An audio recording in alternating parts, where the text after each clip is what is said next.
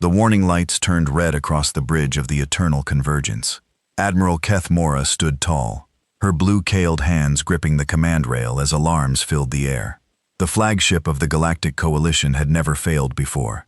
It was impossible. The ship was perfect. "Report," she commanded, her voice cutting through the noise. Commander Zixval rushed to her side, his forearms moving quickly over his tablet. "Admiral, the quantum crystalline core is showing impossible readings. The energy patterns make no sense." Keith Mora frowned. The Eternal Convergence was the pride of Zaharian engineering. Her people had spent 300 years building it. Every crystal in the core had been grown in perfect conditions. Every quantum pathway had been tested 1,000 times. Nothing could go wrong. "Show me," she said. The main screen lit up with images from deep inside the ship. The quantum crystalline core stretched across 50 levels, a beautiful structure of glowing crystals and energy fields. It looked like a frozen waterfall made of light, but something was wrong. Dark lines ran through the crystals like cracks in ice. "The fractures appeared 12 minutes ago," Zixval explained. "They started small, but they are growing." Keith Mora studied the screen. The cracks did not look normal. They seemed to twist and bend in ways that hurt her eyes to follow. "Have you contacted the engineering teams?" "Yes, Admiral. Chief Engineer Nox Prime is already working on it. But she says she has never seen anything like this." The bridge doors opened with a soft. His Chief Engineer Nox Prime walked in, her silver skin pale with worry. Behind her came Dr. Velis, the ship's head scientist. Admiral Nox Prime said, "We have a serious problem. The core fractures are not following any known laws of physics." "Explain," Ketha ordered. Dr. Velthanis stepped forward. His large eyes blinked slowly as he spoke. "The cracks in the quantum crystals exist in multiple dimensions at once. Our instruments show them in places where they cannot be. It is like looking at a shadow that exists without an object to cast it." Keith Mora felt cold. "Can you fix it?" "We are trying, Admiral, but our repair methods require understanding the problem first. These fractures should not exist. They violate the basic rules of quantum mechanics." The Admiral looked at the screen again. The dark lines through the beautiful crystals seemed to pulse like a heartbeat. "How long until the core fails completely?" "Unknown," Nox Prime admitted. "The fractures are spreading, but not in any pattern we can predict. It could be hours or days, and if the core fails, the ship will lose all power. Life support will run on emergency batteries for maybe 2 days. After that, Nox Prime did not need to finish." Keith Mora nodded grimly. The Eternal Convergence carried more than just crew.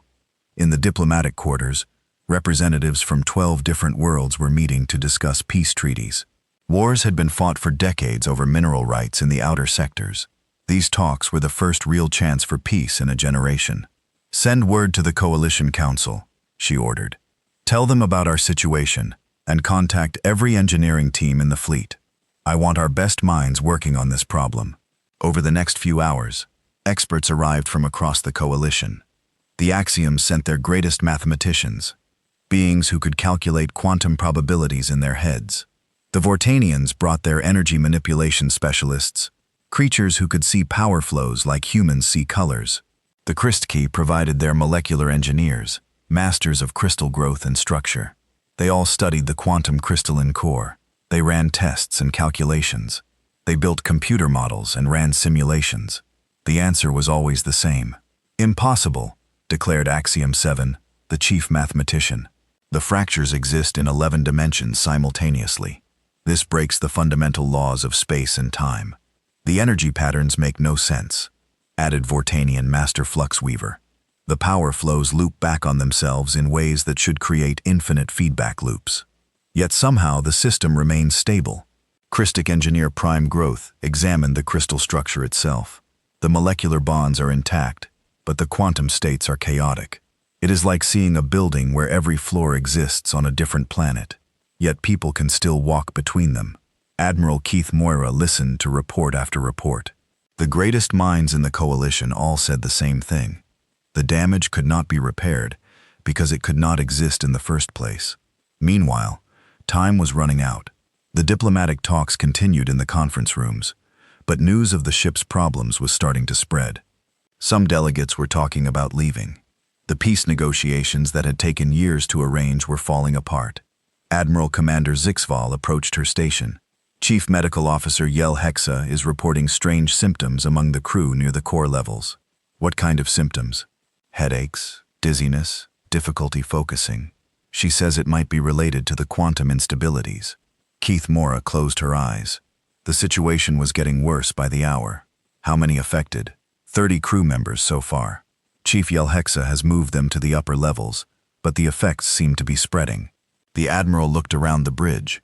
Her crew worked at their stations, but she could see the tension in their movements. Everyone knew the ship was in trouble. Everyone knew that the greatest engineers in the galaxy had no answers. Admiral Knox Prime called from the engineering station. The fractures have spread to Section 7 of the core. We are losing efficiency in the power grid. Keith Mora walked to the engineering console. The display showed the quantum crystalline core in 3 dimensions, but even that simple view made her head hurt. The dark cracks seemed to move when she was not looking directly at them. Chief Engineer, in your professional opinion, can this be fixed? Knox Prime was quiet for a long moment. Admiral, I have worked with quantum crystals for 200 years. I helped design the original core systems. I have never seen anything like this. The damage seems to exist outside our understanding of reality itself. That is not an answer, Chief. Then no, Admiral. I do not believe it can be fixed. Not by any method known to Coalition science. The bridge fell silent, except for the quiet hum of computers, and the distant alarm that had been sounding for hours. Keith Mora looked at the faces of her crew. They trusted her to find a solution. The diplomatic teams trusted her to keep them safe. The Coalition trusted her to protect their most advanced ship. But the greatest minds in the galaxy had no answers. Sir, Communications Officer Fendara spoke up from her station. I am receiving a message from the Cultural Exchange Quarters. Put it through. The screen changed to show a small communication room. A human woman sat at the table, her dark hair pulled back and her brown eyes serious. Admiral Keth Moira recognized her as Dr. Sarah Chen, part of the human engineering team aboard for the Cultural Exchange Program. Admiral, Dr. Chen said, I understand you are having some technical difficulties with your power core. My team would like to offer our assistance. Several bridge officers made quiet sounds of surprise. The humans were the newest members of the Coalition, barely 2 centuries since first contact. Their technology was considered primitive by galactic standards. They still used chemical rockets for some of their space travel. Dr. Chen, Admiral Keith Moira replied carefully, I appreciate the offer. However, our top engineers from across the Coalition are already working on the problem. I understand, Admiral, but sometimes a fresh perspective can help. We humans have a saying, when you are stuck in a hole, stop digging. Maybe it is time to try a different approach. Chief Engineer Knox Prime stepped forward. Admiral, with respect to Dr. Chen, this is a quantum crystalline system of extraordinary complexity. The humans use mostly mechanical and electrical technologies. They have no experience with quantum engineering at this level. Dr. Chen smiled. That is true, Chief Engineer. We are pretty new to all this quantum stuff, but we are pretty good at fixing things that are broken. And from what I hear, you have something that is very broken. Admiral Ketha considered the offer. The Coalition experts had been working for hours with no progress. The fractures were spreading, and crew members were getting sick. The diplomatic mission was falling apart. What did they have to lose? Dr. Chen, what exactly are you proposing? Let my team take a look at your core. We will not interfere with the work your engineers are doing. We just want to see the problem for ourselves. Maybe we will think of something your people have not tried. The core is extremely dangerous right now, Knox Prime warned. The quantum instabilities could be harmful to biological systems. We understand the risks, Dr. Chen replied. But we would like to help if we can. Admiral Keth Mora looked around the bridge. Her officers waited for her decision. Through the viewports, she could see the stars that seemed so much farther away now that their ship was crippled. Very well, Dr. Chen. You and your team may examine the core, but you will work under Chief Engineer Knox Prime supervision, and you will follow all safety protocols. Thank you, Admiral. We will do our best. The communication ended, and the bridge returned to its tense, quiet. Commander Zixval moved closer to the Admiral's chair. Sir, do you really think the humans can help? Their engineering methods are so basic. Admiral Keith Mora watched the display. showing the impossible fractures in their perfect core. The greatest minds in the coalition had declared the problem unsolvable. Perhaps it was time to try something basic. Commander, right now, basic might be exactly what we need. Dr. Sarah Chen stood in the corridor outside the engineering section, checking her equipment one more time. Her team was small compared to the massive coalition engineering crews.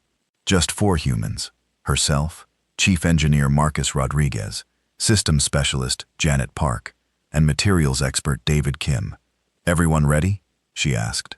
Marcus nodded, adjusting his tool belt. "As ready as we can be for impossible physics." "Remember," Sarah said, "we are here to observe first. Do not touch anything without permission. And keep your minds open. Sometimes the answer is simpler than it looks." The engineering section doors opened to reveal Chief Engineer Nox Prime waiting for them. Her silver skin reflected the bright lights, and her expression was polite but doubtful. "Dr. Chen, welcome to engineering. I must warn you again that what you are about to see may be disturbing. Even our most experienced engineers have difficulty processing the visual data from the core." "We understand," Sarah replied. "Can you show us the damage?" Nox Prime led them through several levels of engineering decks. They passed Zaffiran engineers working at control stations, their blue-called hands moving over holographic displays. Axiom mathematicians stood in groups, their large heads pulsing with bioluminescent calculations. Vortanian energy specialists floated near power conduits, their gaseous forms shifting between colors as they analyzed energy flows. "Impressive team," David Kim whispered. "The best in the coalition," Nox Prime confirmed. "Every specialist here has decades of experience with quantum systems." They reached the core viewing chamber, a large room with transparent aluminum windows looking into the heart of the ship. Sarah stepped forward and immediately understood why the other engineers looked disturbed. The quantum crystalline core was beautiful and wrong at the same time. Towers of crystal stretched up through multiple levels, glowing with soft blue light. Energy fields danced between them like aurora in slow motion. But the dark fractures running through everything made her eyes water to follow them. "Oh," Janet Park said softly. That is not right." The cracks seemed to exist in multiple places at once. Sarah would look at one section and see the fracture running vertically. Then she would blink and the same crack was horizontal or diagonal, or somehow all 3 at the same time. "How long have you been studying this?" Marcus asked. 8 hours, replied Axiom 7, floating over to join them. "We have run every test we know. The damage violates basic laws of physics." "What tests have you tried?" Sarah asked. Nox Prime activated a holographic display, quantum resonance scans, dimensional stability analysis, temporal flux measurements, molecular bond inspection, energy pattern mapping, and mathematical probability modeling. Sarah nodded, but she was not really listening to the technical details. Instead, she was watching the cracks themselves. There was something about the way they moved. Dr. Chen Nox Prime said, "Did you understand the test results?" "Sorry, what?" "The test results. They show that the fractures exist in impossible quantum states." "Right." Sarah kept watching the core. "Can you show us what happened when the damage first appeared?" Foranian Master Fluxweaver drifted closer, his energy form shifting to a pale yellow. The fractures appeared suddenly during a routine power adjustment. One moment the core was perfect, the next moment this. "What kind of power adjustment?" "We were increasing output by 0.003% to compensate for some minor energy loss in the port engines." Marcus frowned. "You were changing the power level when this happened." "A very small adjustment," Christic Engineer Prime Growth explained. "Well, within normal operating parameters, we have made such adjustments thousands of times." Sarah walked along the viewing window, studying the core from different angles. The fractures looked different from each position, but they also looked somehow familiar. "Janet," she called, "come look at this. What does this pattern remind you of?" Janet joined her at the window. She studied the cracks for several minutes, tilting her head from side to side. "You know, it looks almost like stress fractures." "That is impossible," Nox Prime said. "Quant crystals do not develop stress fractures like mechanical materials." "But what if they do?" David Kim spoke up. "What if these crystals can get stressed in ways your tests do not measure?" Axiom 7's head pulsed brighter. The crystals exist in perfectly controlled quantum states. There is no mechanism for stress. Maybe, Sarah said slowly. But what if the stress is not in the crystals themselves? What if it is in the space around them? I do not understand, Nox Prime replied.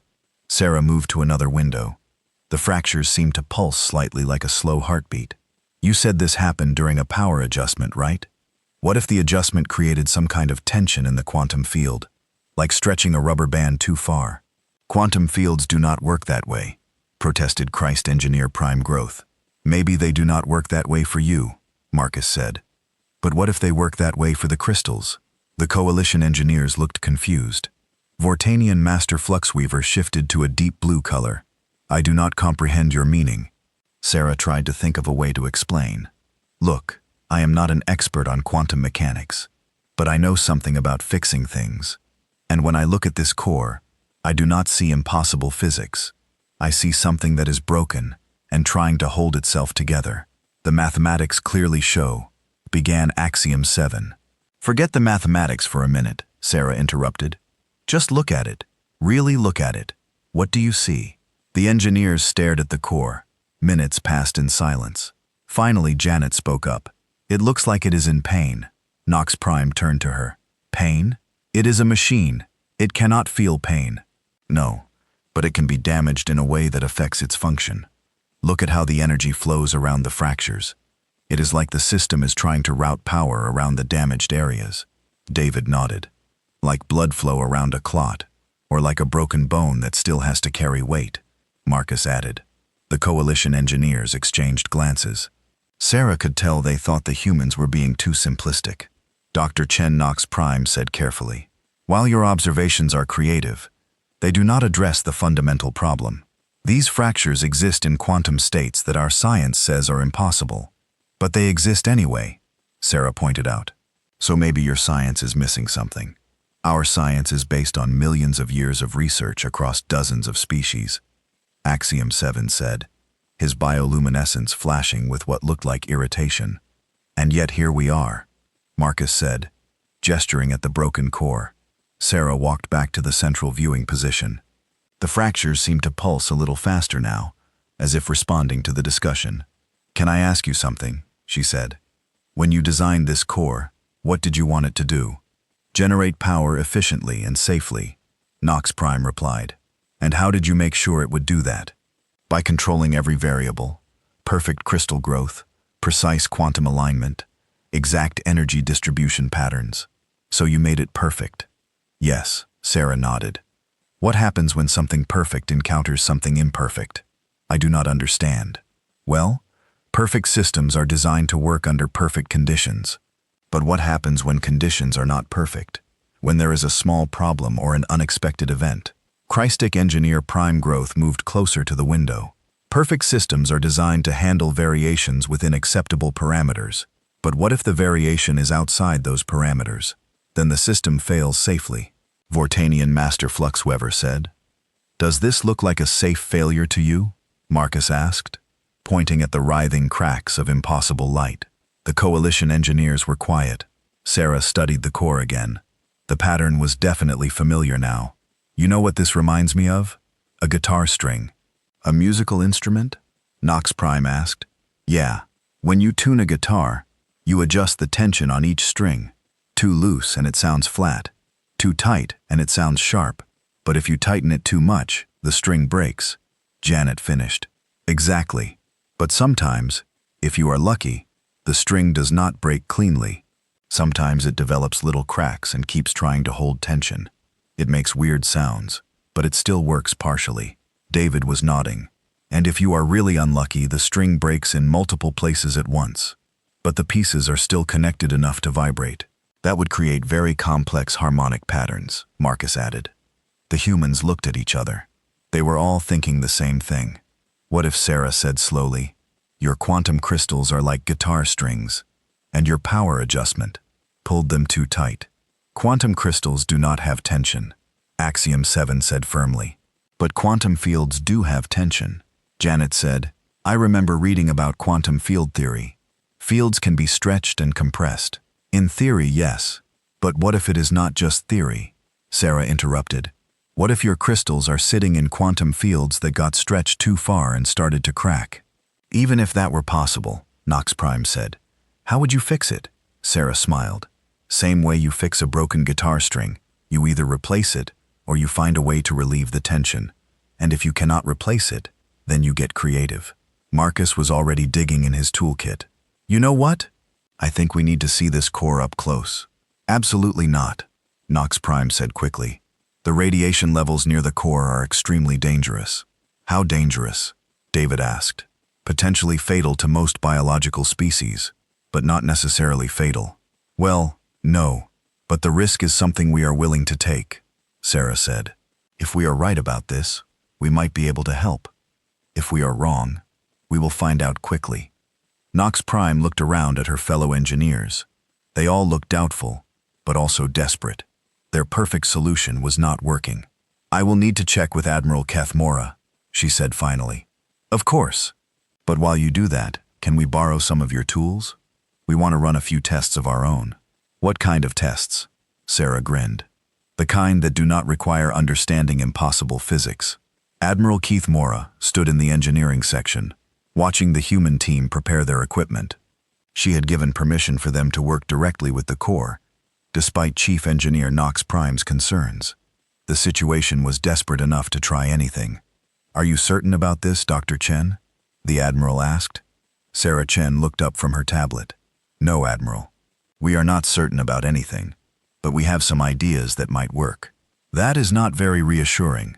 Sometimes certainty is overrated, Marcus Rodriguez said, checking his tools.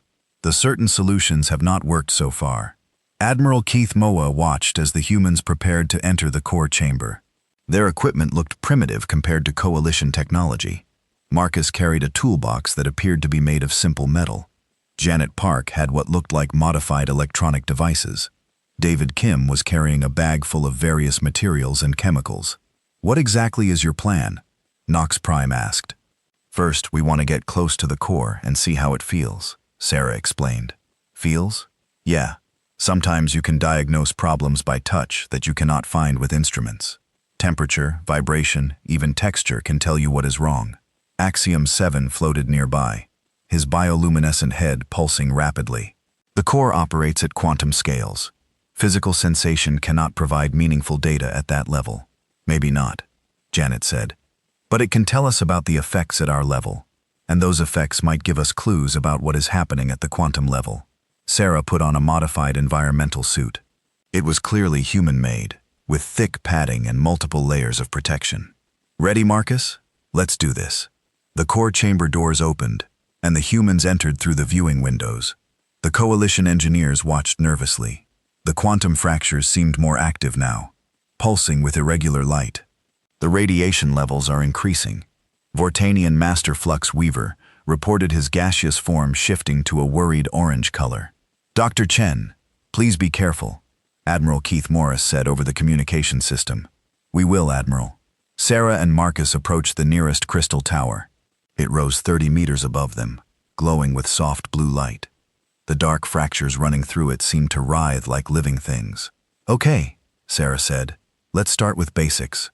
Marcus put your hand near the crystal. Not touching, just close.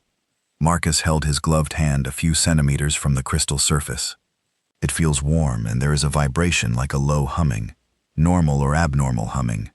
Definitely abnormal. It feels unsteady, like an engine that is not running smoothly. Sarah moved to another crystal tower. This one feels different, cooler, and the vibration is faster. Through the communication system, they could hear Nox Prime talking to her staff. They are detecting temperature and vibration differences between crystal towers. Our instruments show all towers operating within normal parameters, but their instruments show something ours do not, Admiral Keith Moira replied. Let them continue. David Kim entered the chamber carrying his bag of materials. Sarah, I brought some test substances. Want to try the resonance experiment? Good idea. David pulled out what looked like a simple metal tuning fork. He struck it against a piece of metal, creating a clear ringing sound. The sound echoed through the chamber, and something unexpected happened. The quantum fractures pulsed in rhythm with the sound waves. Did you see that? Janet exclaimed from the viewing chamber. The fractures are responding to audio frequencies, Christ Engineer Prime Growth said, sounding amazed. But that should be impossible. Quantum states do not interact with sound waves. Sarah was already pulling out more tuning forks. David, try different frequencies. They tested fork after fork. Each frequency created a different response in the fractures. Some made them pulse faster. Others made them slow down. A few frequencies seemed to make the fractures smaller. This is fascinating. Axiom 7 admitted the quantum damage is responding to mechanical vibrations. Our mathematical models did not predict this interaction. Marcus was examining the base of one crystal tower. Sarah, come look at this. The mounting system looks weird. Sarah knelt beside him. The crystal was held in place by a complex arrangement of quantum field generators and mechanical supports. But something was wrong with the alignment. It looks like the crystal has shifted slightly in its mount, she observed. That is impossible, Nox Prime said through the communicator. The mounting systems are designed to hold the crystals in perfect alignment. Well, this one is not perfectly aligned, Marcus replied. Look at the gap on the left side. It is bigger than the gap on the right side. Janet was studying the readouts from her modified instruments. I am picking up stress patterns in the mounting hardware. Some of these supports are carrying more load than others. Physical stress should not affect quantum systems, Vortanian Master Flux Weaver insisted. But what if quantum systems can affect physical stress? Sarah asked. What if the quantum fractures are putting mechanical strain on the mounting system? David was still experimenting with sound frequencies. Guys, you need to hear this. I found a frequency that makes the fractures almost disappear. He struck a specific tuning fork, and the dark cracks in the crystal became much fainter. The pulsing slowed to an almost normal rhythm. How is this possible? Nox Prime whispered. Sarah was thinking hard. The pieces were starting to fit together, but in a way that defied everything she knew about advanced technology. What if the quantum fractures are like cracks in glass? And what if sound waves can make those cracks vibrate in ways that either make them worse or better? Quantum crystals are not glass, Axiom 7 protested. No, but maybe they behave like glass under certain conditions. Marcus was examining more of the mounting systems. Sarah, I think I see the problem. Look at this. He pointed to the base of another crystal tower. The mounting hardware showed clear signs of mechanical stress. Metal components were slightly bent. Support brackets had small cracks. The mounts are failing. Sarah realized the quantum fractures are putting physical stress on the mounting systems, which creates more quantum instability, which creates more fractures. A feedback loop. Janet added, each problem makes the other problem worse. But how do we fix it? Admiral Keth Mora asked. Sarah looked around the chamber. Dozens of crystal towers stretched up through multiple levels. Each one was held by mounting systems that were failing under impossible stress, from quantum fractures that should not exist. We need to stabilize the mounts and calm the fractures at the same time, she said. With what? Nox Prime asked. Sarah grinned. With whatever works. Marcus was already opening his toolbox. You thinking what I think you are thinking? Probably David. Keep experimenting with those frequencies. Find the one that works best, Janet. Start mapping the stress patterns in all the mounts. I want to know which ones are failing worst. What are you planning to do? Admiral Keith Moa demanded. We are going to fix this thing the human way, Marcus said, pulling out a roll of silver tape. Is that a duct tape? Nox Prime asked in disbelief. Industrial-grade reinforcement tape, Sarah corrected. But yeah, basically duct tape. You cannot fix a quantum crystalline core with duct tape. Watch us, Marcus replied. Sarah was studying the mounting system more closely. These supports are designed to hold the crystals in perfect position, right? But what if perfect position is not what the crystals need right now? The crystals must maintain precise quantum alignment, Krista Engineer Prime Growth insisted. But the fractures have already broken that alignment. Maybe we need to let the crystals find a new position that works with the fractures, instead of fighting against them. Marcus nodded. Like setting a broken bone. You do not force it back to the original position if that is going to cause more damage. You set it in a position where it can heal. Quantum crystals do not heal, Axiom 7 said. Maybe they do not heal the way you think they should heal, Janet replied. But that does not mean they cannot adapt. David had found the optimal frequency. When he struck the tuning fork, The fractures became so faint they were almost invisible.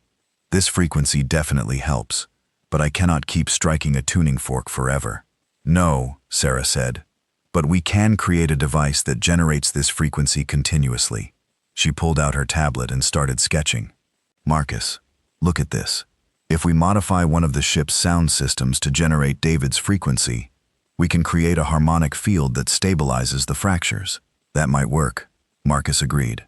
But we will also need to fix the mounting systems, right? We cannot just tape them back together. We need to let them find their natural position under the new stress patterns. Sarah looked up at the crystal towers stretching above them. The fractures were still pulsing, but they seemed slightly calmer now that David was regularly striking the tuning fork. Okay, here is what we are going to do. We are going to loosen the mounting systems just enough to let the crystals shift into positions that work with the fractures. Then we are going to reinforce the mounts with additional supports, and we are going to create a harmonic stabilization system that keeps the fractures calm. That is insane. Nox Prime said, probably, Sarah agreed. But insane might be exactly what this situation needs. Marcus was examining the nearest mounting system. I can do this, but I will need to work on each crystal individually, and I will need materials that can handle both quantum fields and mechanical stress. What kind of materials? Marcus grinned and held up his roll of tape, the kind that humans have been using to fix impossible things for centuries. Admiral Keith Mora watched through the viewing window as the humans began their impossible repair. They were going to fix the most advanced machine in the galaxy, with tape, sound waves, and what they called common sense. It should not work. It violated every principle of proper engineering. But the greatest minds in the coalition had already tried every proper solution, and nothing had worked. Maybe it was time for something improper. The repair work began immediately. Sarah Chen stood in the core chamber, watching Marcus Rodriguez carefully loosen the mounting clamps on the first crystal tower. The massive structure, 30 meters tall, and glowing with quantum energy, shifted slightly as the supports released their perfect grip. Readings are changing, Janet Park called from her monitoring station. The stress patterns are redistributing. Through the viewing windows, the coalition engineers watched with growing amazement and horror. Nox Prime kept checking her instruments, unable to believe what she was seeing. The quantum alignment is shifting, she reported to Admiral Keth Mora. This should cause cascading system failures. But instead, something else was happening. As Marcus allowed the crystal to find its own position, the fractures running through it began to change. They were still there, but they looked less chaotic. The dark lines seemed to settle into more stable patterns. It's working, David Kim said, striking his tuning fork again. The sound waves rippled through the chamber, and the fractures pulsed in harmony with the frequency. The cracks are responding to the new positioning. Sarah was taking detailed notes on her tablet. Marcus, try loosening the supports on Tower 7. That one has the worst stress patterns. Marcus moved to the indicated crystal. This tower was leaning slightly, held in place by mounting hardware that was clearly under too much strain. As he loosened the clamps, the crystal shifted noticeably. Careful, Admiral Keith Moa warned through the communicator. It's okay, Admiral, Marcus replied. I can feel the tension releasing. The crystal wants to move into this position. Crystals do not want anything, Axiom 7 protested. They are inanimate objects. Maybe, Sarah said. But the forces acting on them definitely want to go in certain directions. We are just letting physics do what physics wants to do. As the crystal settled into its new position, the fractures throughout that tower began to calm. The wild pulsing slowed to a steadier rhythm. The dark lines became less twisted and more orderly. Janet was recording everything. The energy flow patterns are improving. Power efficiency in this section has increased by 12%. Impossible, Christing Engineer Prime Growth muttered. Actually, Sarah said, it makes perfect sense. When you force a damaged system to work in ways that fight against the damage, you waste energy fighting the damage. But if you let the system adapt to work with the damage, it can actually become more efficient. David had been experimenting with different sound frequencies. I think I can build a permanent harmonic generator using parts from the ship's entertainment system. The speakers in the recreation deck have the right frequency range. Do it, Sarah said. But first, let's see how many towers we can stabilize manually. The work continued for hours. Marcus moved from tower to tower, carefully adjusting each mounting system. Some crystals needed to shift only slightly. Others required major repositioning. Each adjustment was guided by Janet's stress analysis and David's frequency testing. The coalition engineers watched in fascination. Their instruments showed impossible readings. Quantum alignment was shifting constantly. But instead of causing system failures, the changes seemed to improve overall stability. I do not understand what I am seeing. Vortanian Master Flux Weaver admitted his gaseous form shifting between colors as he tried to process the data. The humans are not following any known engineering principles. Nox Prime said. They are just making it up as they go along. And yet it is working. Admiral Keth Mora observed. After 6 hours of work, Marcus had adjusted the mounting systems on 15 crystal towers. The core chamber looked different now. Instead of perfectly aligned columns of crystal, the towers leaned at various angles. Some were tilted, others were rotated. A few had shifted position entirely. It looked messy and unplanned. It violated every principle of precise engineering, and it was working better than the original design. Power efficiency is up 18% overall. Janet reported quantum stability has improved in every section we have modified. Sarah was exhausted, but excited. Okay, now for the permanent harmonic stabilizer. David, what do you need? I need access to the ship's audio systems, some basic electronic components, and about 4 hours to build the frequency generator. You have it, Admiral Cathora said. Whatever you need. David left the core chamber to work on his project. Marcus continued adjusting crystal mounts. Janet kept monitoring the stress patterns and energy flows. Sarah coordinated everything while taking detailed notes. Dr. Chen, Nox Prime called from the viewing chamber. May I ask you something? Of course. How did you know this would work?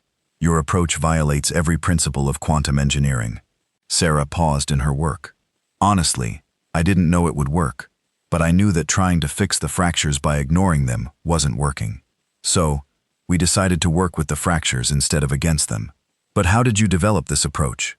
Did humans encounter similar problems before? Sarah laughed.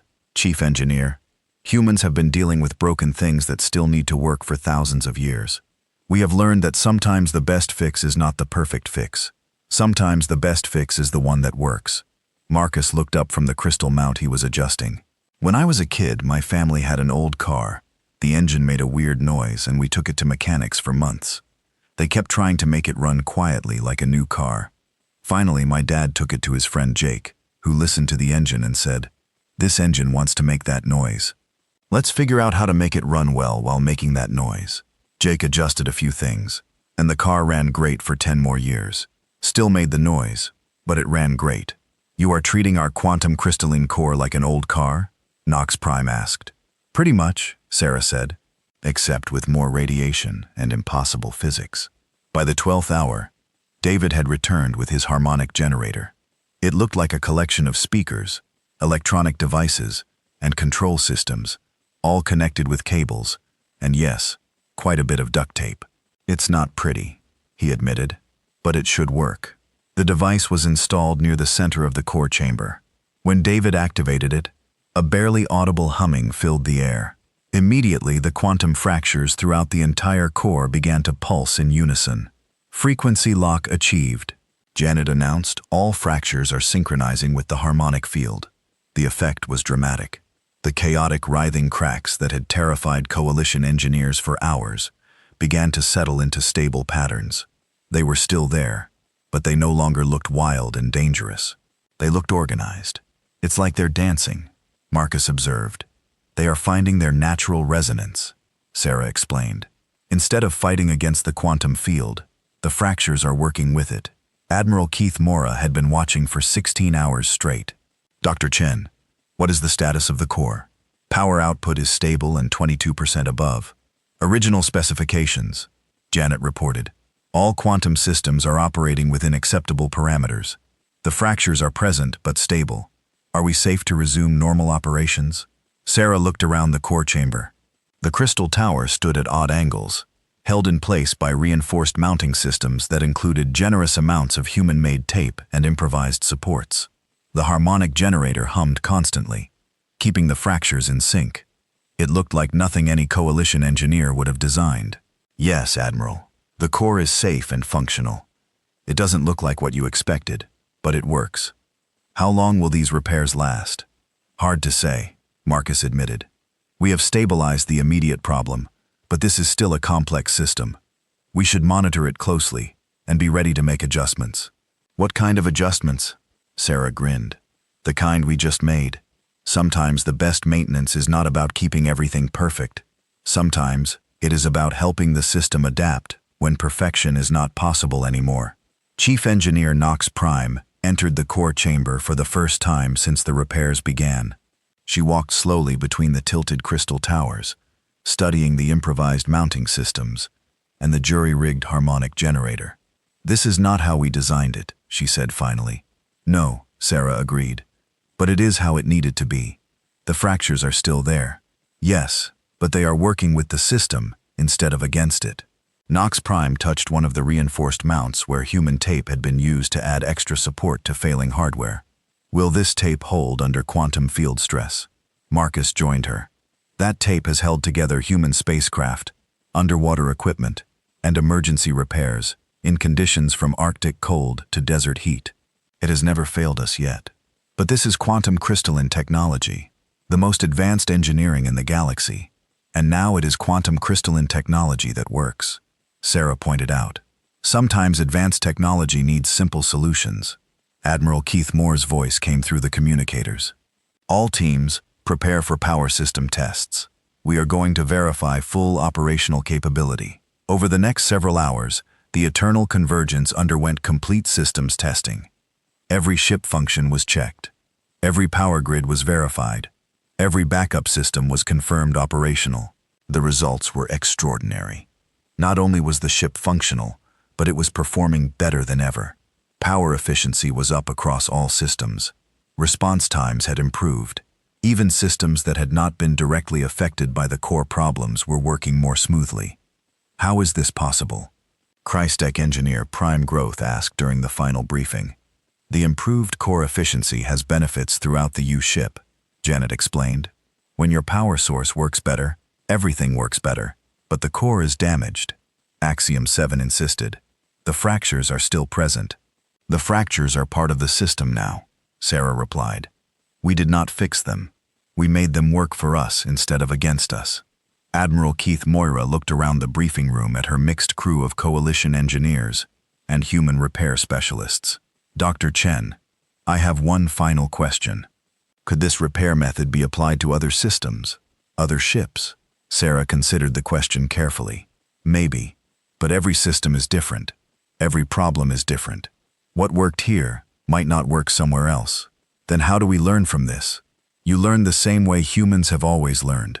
Marcus said, you try things, you see what works. You adapt when it doesn't work, and you remember that sometimes the best solution is not the obvious one. Admiral Keth Mora nodded slowly. Chief Engineer Knox Prime, I want you to work with Dr. Chen's team to document everything they did. I want this repair method studied and understood. Yes, Admiral. And Dr. Chen. Yes, Admiral. Would you and your team consider staying aboard permanently? It seems we have much to learn from human engineering methods. Sarah looked at her teammates. Marcus was grinning. Janet was nodding enthusiastically. David was already sketching ideas for improving other ship systems. We would be honored, Admiral. As the briefing ended, Admiral Keth Mora remained behind to speak with Sarah privately. Dr. Chen, may I ask you something personal? Of course. When you first saw our broken core, were you afraid? Sarah thought about the question. No, Admiral. I was excited. Excited? Yes. We had been invited aboard the most advanced ship in the galaxy to observe coalition technology. But observing is passive. When your core broke, we finally had a chance to participate, to contribute, to show that humans might have something valuable to offer the coalition. And did you have something valuable to offer? Sarah smiled. I guess that is for you to decide, Admiral. But I think we proved something important today. What is that? That sometimes the newest ideas work better than the oldest wisdom, and that the best way to solve impossible problems is to stop believing they are impossible. Admiral Keth Mora looked through the viewing port at her ship's core, where crystal towers stood at impossible angles, held together by tape and ingenuity, humming with the frequency of human determination. Perhaps, she said, it is time for the Coalition to learn some new engineering principles. 3 weeks after the impossible repair, Admiral Keth Mora stood on the bridge of the Eternal Convergence, reviewing the ship's performance reports. The numbers were remarkable. Power efficiency had stabilized at 28% above original specifications. System response times had improved across every department. Even the coffee makers were working better. Admiral Commander Zixval approached with his daily report. The diplomatic teams have completed their peace negotiations. All 12 worlds have signed the treaty. Excellent news, Commander. They are attributing much of their success to what they are calling the convergence miracle. Apparently, news of our repair has spread throughout the negotiating teams. Several delegates mentioned that if former enemies could work together to accomplish the impossible, then perhaps their worlds could do the same. Admiral Keth Mora nodded. The human repair had done more than fix the ship. It had become a symbol of cooperation across different approaches and philosophies.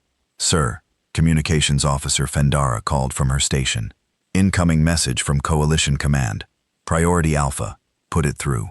The main screen activated to show Fleet Admiral Yaroth, the Coalition's highest-ranking officer. His four-armed Zephyrian form filled the screen and his expression was serious.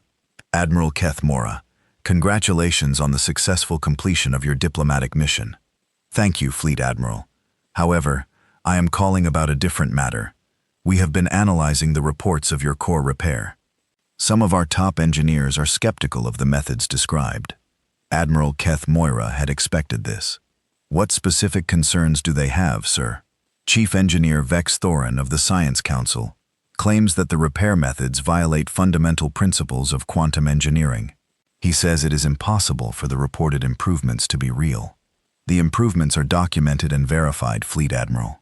Yes, but Vex Thorin believes the measurements must be an error. He is requesting permission to inspect your ship and correct what he calls dangerous improvisation. Admiral Keth Mora felt her scales tighten with irritation. Fleet Admiral, my ship is operating at peak efficiency. My crew is safe. The diplomatic mission was successful. Why would we change anything? Because, Admiral, if word spreads that Coalition ships can be repaired with, what was it? Duct tape and sound waves, it could undermine confidence in our entire engineering establishment. Before Admiral Keth Mora could respond, alarms began sounding throughout the ship. Emergency lights flashed red, and her bridge crew sprang into action. Report, she commanded. Emergency signal from the Coalition vessel, Storm of Thought. Communications Officer Fendara announced they are experiencing critical system failures and requesting immediate assistance. Where are they? 2 hours away at maximum speed, Admiral. They report that their quantum crystalline core is developing the same type of fractures we experienced. Fleet Admiral Yaroth's expression changed immediately. Admiral Keith Moa, proceed to assist the Storm of Thought. We will discuss the inspection later.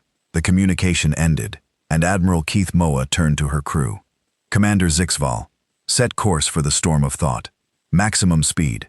Yes, Admiral. And contact Dr. Chen's team. Tell them we may need their services again. 2 hours later, the Eternal Convergence arrived at the location of the disabled Coalition vessel. The Storm of Thought was a heavy cruiser, smaller than the flagship, but still carrying over 1,000 crew members. Dr. Chen, please report to the bridge, Admiral Keth Mora announced. Sarah Chen arrived within minutes, followed by Marcus Rodriguez, Janet Park, and David Kim. They had become permanent members of the crew, working with Coalition engineers to study and document their repair methods. What's the situation, Admiral? Sarah asked. The Storm of Thought is experiencing quantum crystalline core failures identical to what we experienced. Their chief engineer reports that the fractures appeared suddenly and are spreading rapidly. Are they trying to fix it the same way we did? No. Their chief engineer next to Orval is following standard Coalition repair protocols, the same ones that failed on our ship. Sarah exchanged glances with her team. How long do they have? Unknown, but their power levels are dropping steadily. Admiral Marcus said we should go over there and help. I was hoping you would say that. Within an hour, The human team had transferred to the storm of thought. They were met by Chief Engineer Nex Toval, a tall axiom with a skeptical expression. "So you are the humans who supposedly fixed the impossible," he said. "I have read the reports. I do not believe them." "That's okay," Sarah replied. "You don't have to believe them. You just have to let us work. I will not allow unproven methods to be used on my ship." Chief Engineer Admiral Kathora's voice came through the communicator from the Eternal Convergence. "You are ordered to cooperate fully with the human team. But Admiral, Nex Toval, your ship is dying. Standard methods have failed. Try something different." The core chamber of the storm of thought looked exactly like the Eternal Convergence had looked weeks ago.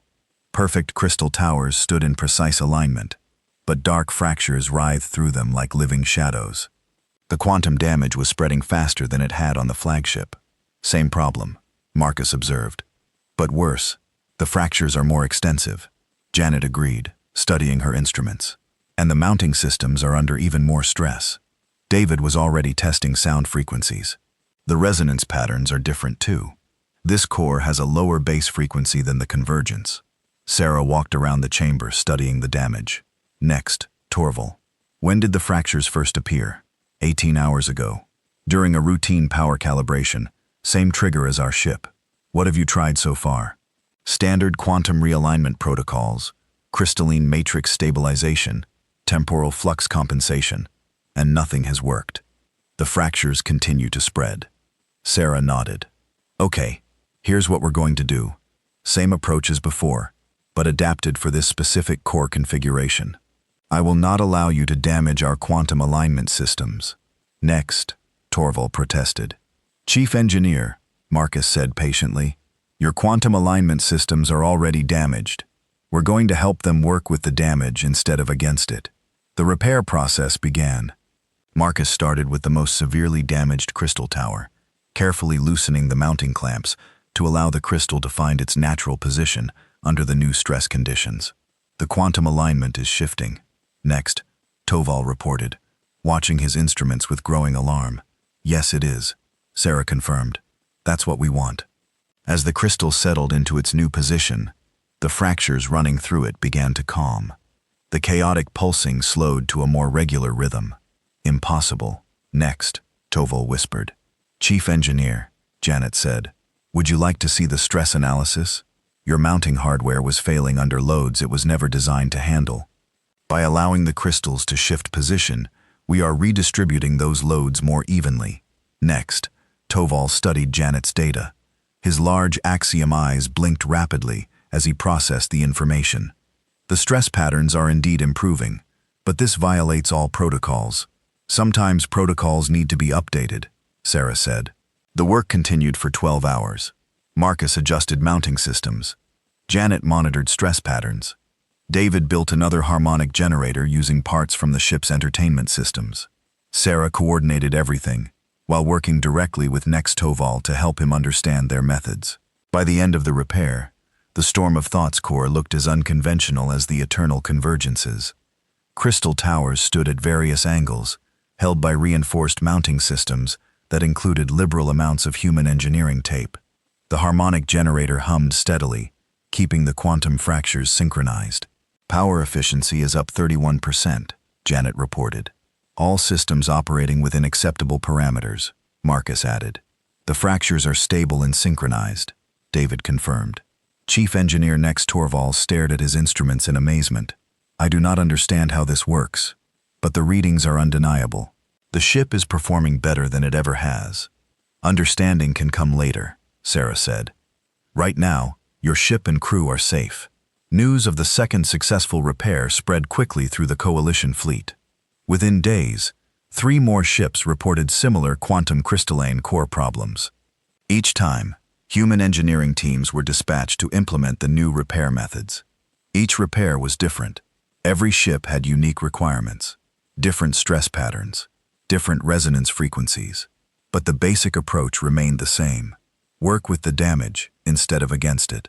Let the system adapt instead of forcing it back to original specifications, and use whatever methods actually worked instead of only the methods that looked proper.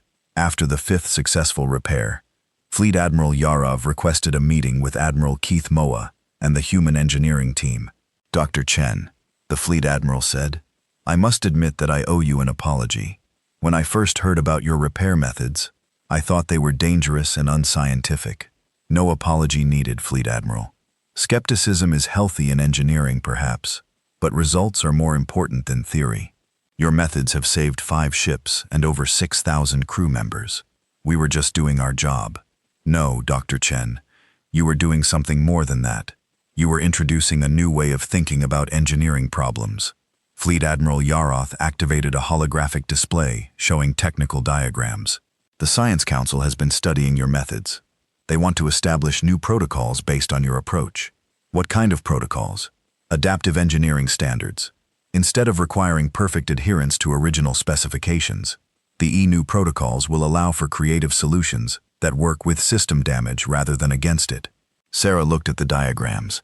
They showed formalized versions of the techniques her team had developed through trial and error. These look good, Fleet Admiral. But remember, every situation is different. You cannot just apply the same solution everywhere. Of course, that is why we want to establish human engineering teams on every major coalition vessel. Each team would be trained in adaptive engineering methods and authorized to implement creative solutions when standard methods fail. Marcus grinned. You want us to teach other people how to fix things with duct tape? If duct tape works, then yes, Admiral Keth Mora spoke up. Fleet Admiral, there is something else to consider. These repairs don't just fix the immediate problems. They seem to make the ships perform better overall. Yes, we have noticed that. Dr. Chen, do you have an explanation? Sarah thought carefully before answering. I think it's because we're not just fixing the broken parts. We're helping the whole system become more resilient. When you design something to work perfectly under perfect conditions, it can fail catastrophically when conditions aren't perfect. But when you design something to adapt and work with imperfections, it becomes stronger and more flexible, like biological evolution, added Janet. Systems that can adapt survive better than systems that can only work under ideal conditions. Fleet Admiral Yaroth nodded slowly. So you are suggesting that our engineering philosophy has been too focused on perfection? Not too focused, Sarah said diplomatically, but maybe too exclusively focused. Perfection is a great goal, but adaptability is a great survival trait. Dr. Chen, I have one final question. Your methods have been extraordinarily successful, but they look unconventional. Some of our engineers are concerned about maintaining professional standards. Sarah smiled.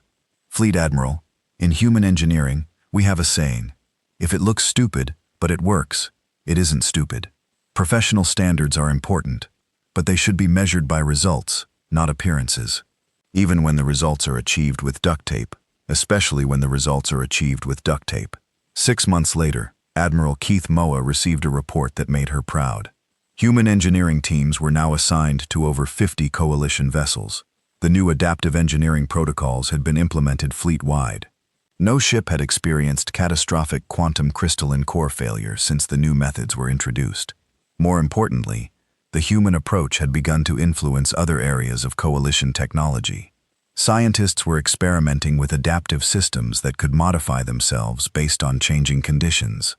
Engineers were designing equipment that prioritized function over form. Even military strategists were studying human concepts like good enough solutions and working with what you have. The eternal convergence continued to operate at peak efficiency. Its unconventional core with crystal towers held at odd angles by reinforced mounts and tape had become a symbol of successful cooperation between different engineering philosophies. Dr. Sarah Chen stood in the core chamber, watching the quantum fractures pulse in perfect synchronization with David's harmonic generator. The damage that had once threatened to destroy the ship was now an integral part of its operation. You know, Marcus said, joining her at the viewing window. When we first saw this core, I thought we were going to have to rebuild the whole thing. Instead, we helped it rebuild itself, Sarah replied. Think it will keep working, Sarah? Watch the steady pulse of the stabilized fractures.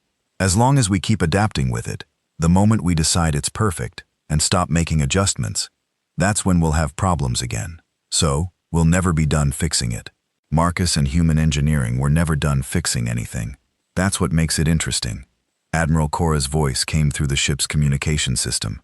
All hands. This is the Admiral. We have just received orders for a new diplomatic mission to the frontier worlds. Departure in 6 hours. Sarah and Marcus looked at each other and grinned. Another mission meant new challenges, new problems to solve, and new opportunities to prove that sometimes the best solutions come from the most unexpected places. In the end, the humans had given the Coalition more than just a way to fix broken ships. They had given them a new philosophy that perfection is not the enemy of good enough, that adaptation is stronger than rigidity, and that sometimes the most advanced solutions come from the most basic principles. The core hummed steadily, held together by quantum crystals, alien engineering, and human duct tape. It was not the perfect machine the Zephyrians had originally designed. It was something better. It was a machine that worked. After the 5th successful repair, Fleet Admiral Yaroth requested a meeting with Admiral Keith Moira and the human engineering team. Dr. Chen, the Fleet Admiral said, I must admit that I owe you an apology. When I first heard about your repair methods, I thought they were dangerous and unscientific. No apology needed, Fleet Admiral. Skepticism is healthy in engineering, perhaps, but results are more important than theory. Your methods have saved 5 ships and over 6,000 crew members. We were just doing our job. No, Dr. Chen, you were doing something more than that. You were introducing a new way of thinking about engineering problems. Fleet Admiral Yaroth activated a holographic display showing technical diagrams. The Science Council has been studying your methods. They want to establish new protocols based on your approach. What kind of protocols? Adaptive engineering standards. Instead of requiring perfect adherence to original specifications, the new protocols will allow for creative solutions that work with system damage rather than against it. Sarah looked at the diagrams. They showed formalized versions of the techniques her team had developed through trial and error. These look good, Fleet Admiral, but remember, every situation is different. You cannot just apply the same solution everywhere. Of course, that is why we want to establish human engineering teams on every major coalition vessel. Each team would be trained in adaptive engineering methods and authorized to implement creative solutions when standard methods fail. Marcus grinned. You want us to teach other people how to fix things with duct tape? If duct tape works, then yes. Admiral Keith Moira spoke up. Fleet Admiral, there is something else to consider. These repairs don't just fix the immediate problems. They seem to make the ships perform better overall. Yes, we have noticed that. Dr. Chen, do you have an explanation? Sarah thought carefully before answering. I think it's because we're not just fixing the broken parts. We're helping the whole system become more resilient. When you design something to work perfectly under perfect conditions, it can fail catastrophically when conditions aren't perfect. But when you design something to adapt and work with imperfections, it becomes stronger and more flexible. Like biological evolution, added Janet. Systems that can adapt survive better than systems that can only work under ideal conditions.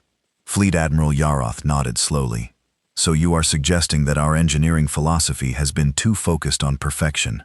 Not too focused, Sarah said diplomatically, but maybe too exclusively focused. Perfection is a great goal, but adaptability is a great survival trait. Dr. Chen, I have one final question. Your methods have been extraordinarily successful, but they look unconventional. Some of our engineers are concerned about maintaining professional standards. Sarah smiled. Fleet Admiral, in human engineering, we have a saying. If it looks stupid, but it works, it isn't stupid. Professional standards are important, but they should be measured by results, not appearances. Even when the results are achieved with duct tape. Especially when the results are achieved with duct tape. 6 months later, Admiral Keith Moira received a report that made her proud. Human engineering teams were now assigned to over 50 coalition vessels. The new adaptive engineering protocols had been implemented fleet-wide. No ship had experienced catastrophic quantum crystalline core failure since the new methods were introduced. More importantly, the human approach had begun to influence other areas of coalition technology. Scientists were experimenting with adaptive systems that could modify themselves based on changing conditions. Engineers were designing equipment that prioritized function over form. Even military strategists were studying human concepts like good enough solutions and working with what you have. The eternal convergence continued to operate at peak efficiency. Its unconventional core, with crystal towers held at odd angles by reinforced mounts and tape, had become a symbol of successful cooperation between different engineering philosophies. Dr. Sarah Chen stood in the core chamber, watching the quantum fractures pulse in perfect synchronization with David's harmonic generator. The damage that had once threatened to destroy the ship was now an integral part of its operation. "You know," Marcus said, joining her at the viewing window, "when we first saw this core, I thought we were going to have to rebuild the whole thing. Instead, we helped it rebuild itself," Sarah replied. "Think it will keep working, Sarah? Watch the steady pulse of the stabilized fractures. As long as we keep adapting with it, the moment we decide it's perfect and stop making adjustments, that's when we'll have problems again. So we'll never be done fixing it. Marcus and human engineering were never done fixing anything. That's what makes it interesting." Admiral Keith Moa's voice came through the ship's communication system. "All hands, this is the Admiral. We have just received orders for a new diplomatic mission to the frontier worlds. Departure in 6 hours." Sarah and Marcus looked at each other and grinned. Another mission meant new challenges, new problems to solve, and new opportunities to prove that sometimes the best solutions come from the most unexpected places. In the end, the humans had given the coalition more than just a way to fix broken ships. They had given them a new philosophy, that perfection is not the enemy of good enough, that adaptation is stronger than rigidity, and that sometimes the most advanced solutions come from the most basic principles. The core hummed steadily, held together by quantum crystals, alien engineering, and human duct tape. It was not the perfect machine the Zephyrians had originally designed. It was something better. It was a machine that worked,